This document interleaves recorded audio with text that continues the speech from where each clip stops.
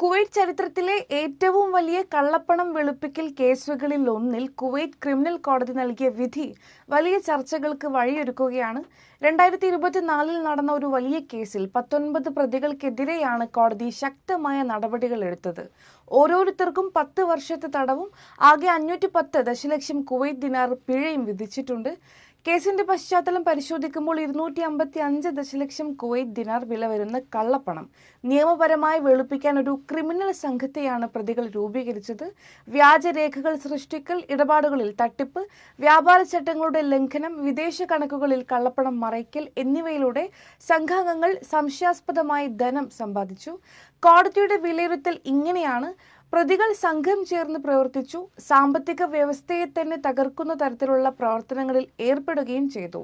അതിനാൽ കടുത്ത ശിക്ഷയാണ് വിധിച്ചിരിക്കുന്നത്. ഇത് ഭാവിയിൽ ഇത്തരത്തിലുള്ള കുറ്റകൃത്യങ്ങൾ ആവർത്തിക്കപ്പെടാതിരിക്കാൻ കൂടിയുള്ളതാണ്. സാമൂഹ്യ മാധ്യമങ്ങളിൽ ഈ വിധി വലിയ രീതിയിൽ ശ്രദ്ധ നേടുകയാണ്. കുവൈറ്റിലെ നിയമ സംവിധാനത്തിന്റെ ശക്തിയും ധാർമ്മികതയും ഈ വിധിയിലൂടെ തെളിയിച്ചതായി പൊതുജനം അഭിപ്രായപ്പെടുന്നുണ്ട്. സാമ്പത്തിക കുറ്റകൃത്യങ്ങൾക്കെതിരെ കർശനമായ നടപടിയെടുക്കേണ്ടതിന്റെ ആവശ്യകതയും ഇതോടെ ഉയർന്നുവന്നു.